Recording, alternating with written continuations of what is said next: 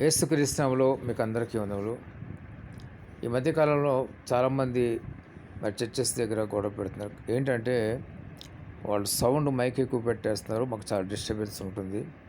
వారానికి 2 సార్లు 3 సార్లు ప్రార్థన పెడుతూ ఉంటారు. అది మాకు న్యూసెన్స్ అని చెప్తున్నారు.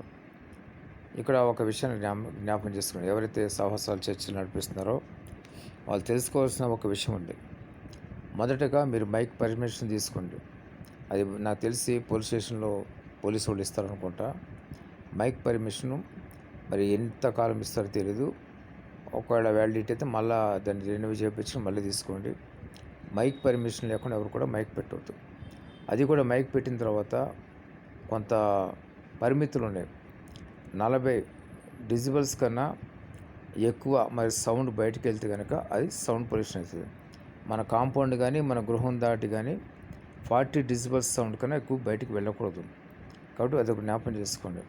తర్వాత పెద్ద పెద్ద ఊఫర్స్ డీజేలు పెట్టుకునగా మీరు 4 ఇంచ్ వాయిస్ స్పీకర్స్ ఉంటాయి. ఈ 4 ఇంచుల స్పీకర్లతో మీకు మంచి చక్కటి వాయిస్ వస్తుంది. మీరు అది కూడా సెట్స్ ఉంటాయి. ఒక సెట్కి 4 స్పీకర్లు ఉంటాయి 4 ఇంచ్వి. అట్లాంటి హౌజులు దొరుకుతుంటాయి.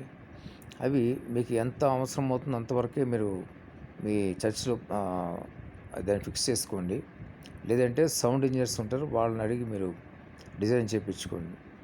ఆ విధంగా చేస్తే ఏమవుతుందంటే మీరు అక్కడ ప్రతి ఒక్కరికి వినపడుతుంది, బయట వాళ్ళకి వినపడదు.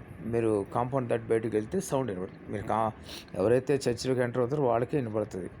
ఆ విధంగా మీరు డిజైన్ చేసుకోవాలి. అది చాలా సింపుల్ థింగ్. ఇది ఒకవేళ దేవుడు మీకు జ్ఞానం ఇస్తే అది మీరు అరేంజ్ చేసుకోండి, బాగుంటుంది. అంతేగాని మీరు విపరీతమైన సౌండ్ పెట్టుకోకూడదు.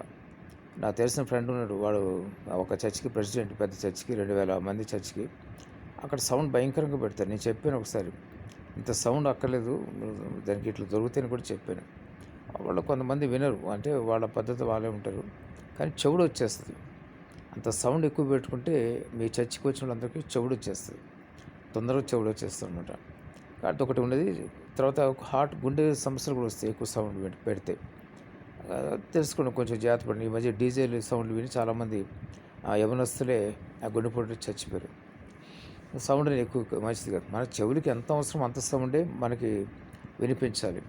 అంతగా మించి మనకి వినపడటం మంచిది కాదు. బయట వాళ్ళకి కూడా అభ్యంతరకరంగా ఉంటుంది. ఎవరికి అభ్యంతరం లేకుండా ఉంటే మంచిది, దేవునామానికి మహిమ కలుగుతుంది.